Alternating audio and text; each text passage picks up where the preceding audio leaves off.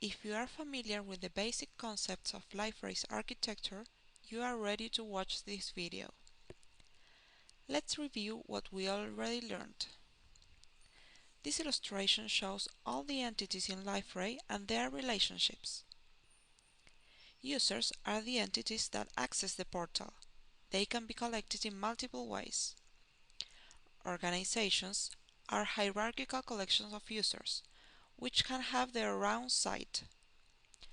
Locations are a special case of organizations and cannot have a child organization or location.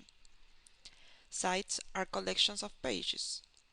They can contain public and private pages. Each page can have as many portlets as desired. User groups are arbitrary groupings of users. They are not hierarchical. Regular roles are portal scoped roles. Site roles are site scope roles. Organization roles are organization scope roles. Teams are collections of users within a single site. In this illustration, each arrow will be read using the words "can be a member of."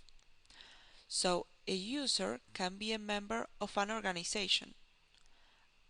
Organization roles, regular roles, user groups, sites, site roles, and teams. A user group can be a member of regular roles, organization roles, site roles, and teams. A site can be a member of a regular role. An organization can be a member of a site and a regular role. Now, some examples will be explained to get a better understanding of liferay's architecture basic concepts. This chart does not necessarily apply to real life. It is just an arbitrary example. Organizations in liferay are meant to model organizations in real life, for example, an enterprise. They are handy for defining where a user belongs in a particular hierarchy. Here we have Rotterdam CS organization, which has two children organizations, support and development. At the same time, development has two children locations, Mendoza Development and Rotterdam Development. Only very complex structures will require locations. These are presented here just to show that locations are a special type of organization with geographic data related to it. Remember that locations cannot have child organizations or locations. Organizations can have more than one parent. For example, the development organization could have SENSE as a parent organization too. Every organization can have users and members. For example, development organization has the user Martin. Mendoza Development has the users Daniel and Juan. And Rotterdam Development has users Bart. Because of the hierarchical structure, Juan, for example, is a member of Rotterdam CS Development and Mendoza Development. Let's now focus only on the development organization and their children. Organizations can have their own site, and that site can be accessed by the organization members as well as their children organization members. In this example, development organization has its own development site. At the Mendoza Development Organization has its own Mendoza Development site. So, the Mendoza Development site can be only accessed by Daniel and Juan, and the development site can be accessed by Martin, Daniel, Juan, and Bart. All of them are considered members of the development site. We can also create independent sites and add users to them. We can also attach organizations to this independent site. For example, we will attach the development organization to this independent site. At the organization level, only members of the attached organization can access the independent site, not their children organization members. So in this case, only Martin and Alexis can access the independent site, not Daniel, Juan, nor Bart. If we wanted them to access the site, we should also attach Mendoza Development Organization and Rotterdam Development Organization to the independent site. We can also have user groups, which are arbitrary collection of users and are not hierarchical. For example, let's create the management user group. Only managers will be members of this group. So, members of this group will be Martin, Daniel, Bart, and Jasper. As you can see, a user can be a member of different entities at the same time. A user group can also be member of an independent site. So now all the group members of the management user group will be able to access the independent site. A user group can also be member of one or more organizations. In this case, Martin, Daniel, Bart, and Jasper will be able to access the development site as well as the independent site, because the user group is considered member of the organization site. Users can have their own site. For example, will be member of his own site, the Mendoza development site, and the development site. User groups cannot have their own sites, but they can have site templates which can be used to customize their users' personal sites.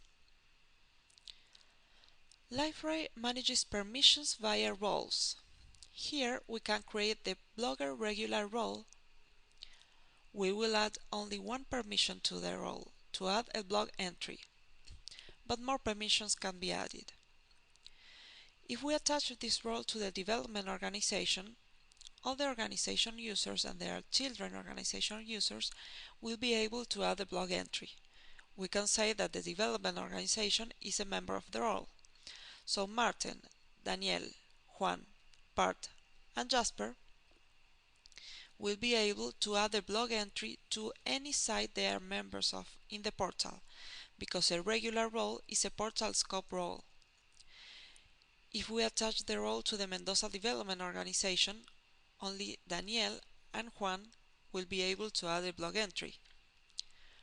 We can add Miguel as a member of the role, so he will also be able to add a blog entry.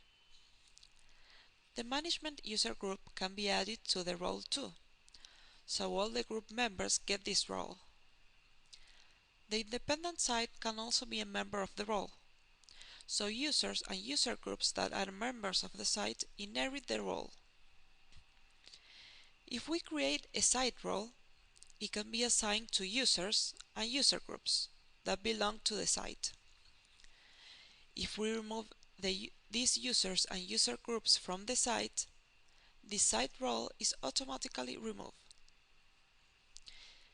If we create an organization role, it can be assigned to users and user groups that belong to the organization. If we remove these users and user groups from the organization role is automatically removed. Teams are collections of users with similar permissions within a site. We can create a team for the independent site.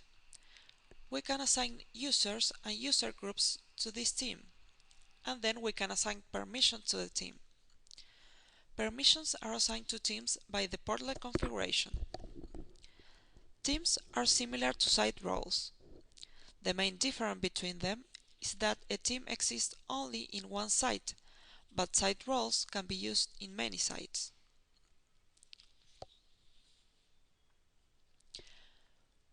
Now, how do you know when to use what? Keep in mind that there is not only one solution for each case. As you have seen, liferay is really flexible. So the following solutions will be proposed, but they are not mandatory. Let's analyze the type of portals we need to develop. You can have an information portal. This type of portal mainly shows information and expect no too little interaction from users, which are usually only visitors. Some characteristics of these portals are: you need mainly public pages, a few users to manage the site content, for example, site administrators to manage a wiki, a blog, etc. You need a few type of roles, for example, a wiki admin, a blog admin, etc. Then the architecture you need is an independent main site, which is the one created by default by liferay. Then you add users as members of the site, and you assign the site roles to these users. Some applications that need this structure are Two-Bots, Cyclone, Rotterdam CS, and Cav. Another type of portal is the enterprise portal. The most common implementation of enterprise portals focus on providing employees with information about the enterprise. In this case, employees are the users of the portal. They need to access and add information related to the enterprise activity. You need to use this portal when you have a collection of users that fit into a hierarchical structure and you need to model an organization in real life. Every organization may need a different site or not. Roles need to be inherited through the organization structure. Then the architecture you need is a main organization with their own site, with their children organizations that can have or not their own sites. You can add users according to their hierarchical position. You will assign roles to the different levels of the organizations, and they will be inherited by the children organizations. Another type of portal is a corporate portal. In this case, the portal provides access to the company's partners, employees, customers, suppliers, etc. Corporate portals are designed to give each member access to all of the information, business applications, and services needed to perform their jobs. You need to use this portal when users are collected in different groups, hierarchical structure is not needed, different sites are needed in the portal, and different roles are needed for the different groups. The architecture you need is an independent site for each group, and then assign users to the site. It is advised to create user groups for each group to simplify the assignment of several roles to a collection of users. So you can assign roles to the user group that will be acquired by all the members of the group. Some applications that would need this structure are Rooted and VHC. You can also have a simple corporate portal where you need only one site and you have different type of users with different roles that you need to collect in different user groups to simplify the assignment of several roles to a collection of users. An application with this structure is Smart Feedback. Well, that's all for now. Keep in mind that these are not all the possibilities. You may also need to mix the type of portals explained above.